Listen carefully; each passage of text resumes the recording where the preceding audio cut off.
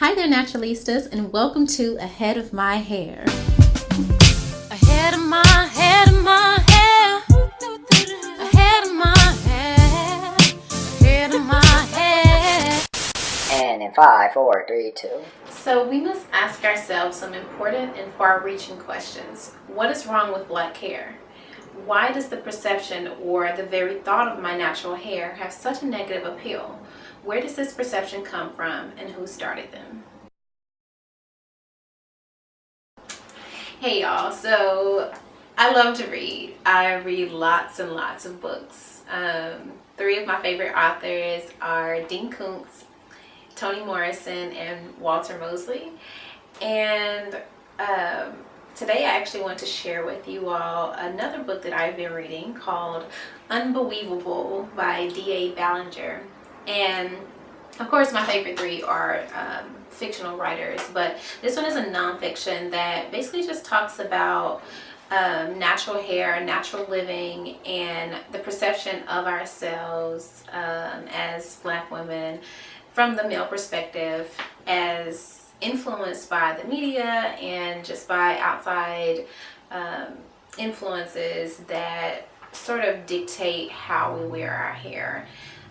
So I just want to share this little fun, or not really fun, but I want to share the book with you. I was on the bus line and this random guy came up to me and was like, "Oh, I love your hair, and I'm actually writing a book. I would love to feature your hair in the book." And this is actually the book that it was featured in. So that's a plug for myself too. It's unbelievable. He put pictures in there asking about whether or not this is the real you, with pictures of natural hair, women with natural hair, and then, or is this the real you, and then pictures with weave and wigs and things like that. And I really like the book. I feel like it's not, I won't give it all the praise in the world, just because sometimes it gets a little bit repetitive, and it can kind of bash you over the head with a message. But on the overall, I really like what the book is attempting to do, and that is serve as a inspiration for women who are not embracing their hair. Like, it very much makes you feel like I can be whoever I am, whether that is wearing weave, or whether that is wearing your natural hair, or whether that's getting a relaxer. It just advocates for natural living and having natural hair in general.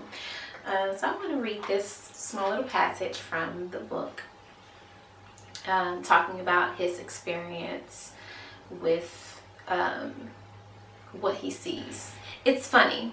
I've been taking some real hard looks at women's heads lately, and it's almost become an obsession. Natural hair versus weaves, wigs, extensions, and permanents. Guess who's losing the fight?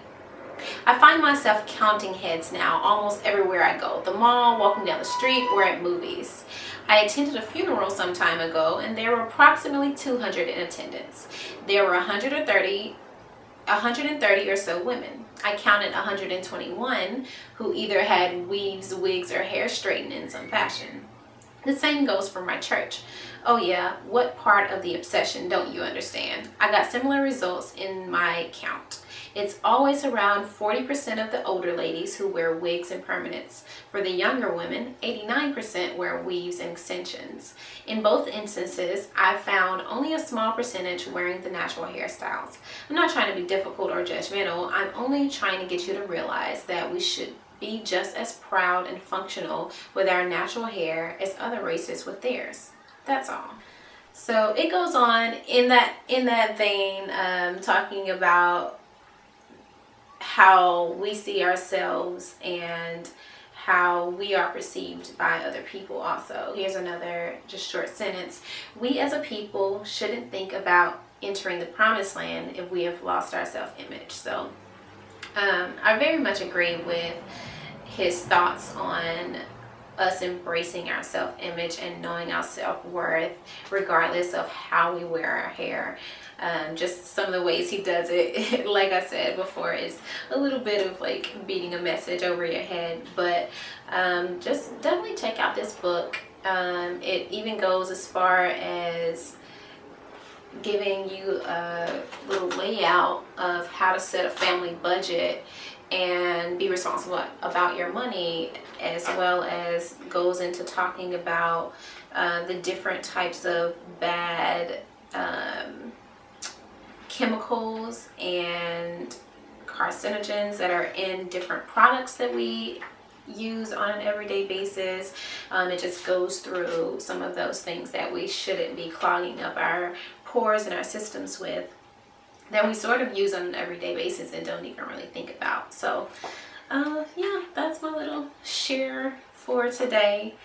The UnbeWeavable book by D.A. Ballinger, and you will catch some images of yours truly there. Thanks y'all for tuning in to Ahead of My Hair this week. Life is not always a matter of holding good cards, but sometimes playing a poor hand well. Jack London.